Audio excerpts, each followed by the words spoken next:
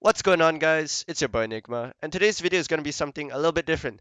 The gameplay you're going to be seeing is this throwback hardpoint 100 point club gameplay from a while ago. It doesn't really matter, but the main point of today's video is I wanted to talk about this really toxic attitude that's been going on in the Asian COD community. And when I talk about the Asian COD community, I'm referring to the Singaporean COD community, the Malaysian COD community, because that's the COD community that I play with.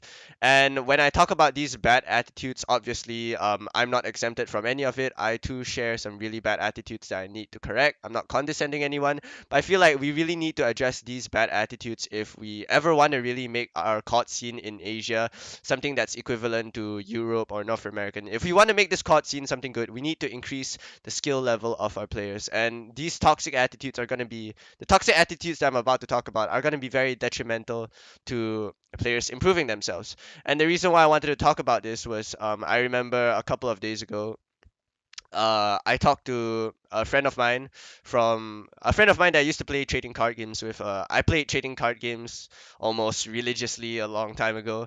I got pretty good at it as well as with my friend. So I talked to him a couple of days ago. We met up again. We haven't talked in a long time, so we talked about it, and he told me about playing for validation. We kind of talked a little bit about playing for validation, playing for recognition, playing for people to kind of respect you, playing to have that kind of name, playing for people to know that you're good in a sense, and how sometimes you can condescend other people because of that insecurity, how sometimes you can condescend other people because you don't feel that you should take advice from other people because you feel like you need to be because you feel like they're wrong and basically you're better. And that kind of translates over to this toxic mentality that I see in a lot of the amateur COD players in the Asian COD community right now. And this toxic attitude is mainly this lack of responsibility for your own actions, as well as this sort of insecurity from your ego and how it affects your gameplay.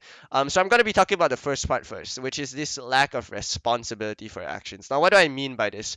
I'm talking about in the Asian COD community, a lot of people don't acknowledge that it's their fault whenever they lose a gunfight. They don't acknowledge that they've made a mistake in a gunfight. Regardless of whether it's your gun skill, regardless of whether it's your positioning, whether your right choice in engagement or how you engage, what angle you attack someone from in COD. I feel a lot of people in the Malaysian COD community like to blame it on external factors. What I mean by this is when you lose a gunfight, you might blame it on connection. When you lose a gunfight, you might say, oh, you might question where the enemy came from. You might go like, oh, why did he push that? Why did he come from behind me? Why did he come from my side? Like, always questioning why this, why that, and you would go perhaps, oh, that was a dumb play from him to push sidewalk like that. So it's always gonna be people blaming on these external factors instead of taking responsibility and saying maybe, oh, I should have anticipated him. I should have expected him to push that. Or I just lost that gunfight. I missed my shots and all that kind of stuff. I even saw this video on Twitter recently about a guy complaining about connection, and he received a lot of backlash because a lot of people just told him that he missed. And in the video, it did look like he just missed a couple of shots, but he really didn't believe that he missed those kinds of shots. So maybe it was different for him on his screen, but I don't know. But basically, the main problem is that you don't take responsibility whenever you lose a gunfight. You don't take responsibility whenever you lose an engagement, whenever you get in a sense bested by another player. You just don't take that responsibility, and that responsibility is very detrimental to you if you don't take it. Simply because that responsibility is important in becoming a better player. You need to acknowledge the mistakes that you make as a player, and you need to acknowledge that sometimes you do make mistakes, and you're not this godly beast player that never makes mistakes. And when you do make mistakes, you need to acknowledge them and understand what you need to improve. And only by improving can you become a better COD player. And if you want to make the scene, a better COD scene, if you want to become a better player online, then you need to start acknowledging your mistakes because you're not invincible. And I don't see people acknowledging these mistakes. I see a lot of people just blaming it on connection, blaming it on host. When Malaysians are playing on a Singaporean host, they're simply blaming that they can't play on a Singaporean host. And people just keep on blaming on connection and all that. Now, I understand that sometimes connection does play a factor. And yes, online COD is full of online jokes and warriors, and that's completely fair if you tell me that, and it's true. But that doesn't mean that you get to excuse yourself from every failure, from every mistake you made in every single gunfight if you lose it, just because the other guy joked you, or just because you lost a gunfight, or whatever. You don't get to use that as an excuse if you're constantly losing gunfights. You don't get to keep saying, oh, I'm getting worried, I'm getting bullshitted, this guy's a joke. You don't get to use that as an excuse. And even if you were constantly getting joked, even if you were constantly getting bullshitted, even if you deserve that kill, you're not gonna do anything, you're not gonna improve as a player if you don't acknowledge it as your mistake. And sure, it might not be your mistake.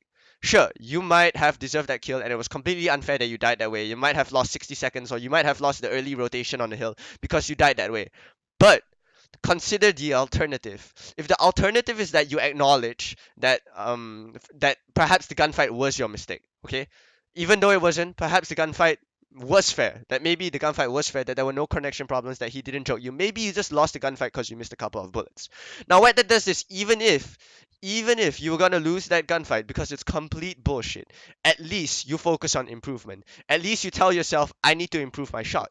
Because now you're not just gonna complain about all these things. Right now you're gonna say, okay, I need to improve my shot right now. Even if I should have deserved that kill, how can I make my shots better? How can I improve my accuracy? How could I have improved my chances of winning that gunfight? And by doing that, you increase your awareness on how to position yourself better to take gunfights, and you increase your gun skill because now you're focusing more and more and more on taking accurate shots. You're complaining less, and by complaining less, you're focusing more on what you can improve in every single gunfight, and that's gonna help you on focusing on being a better player. And that's why you need to take responsibility, even if sometimes responsibility isn't warranted in your case, even if sometimes they are external factors. By taking responsibility, you help make yourself a better player.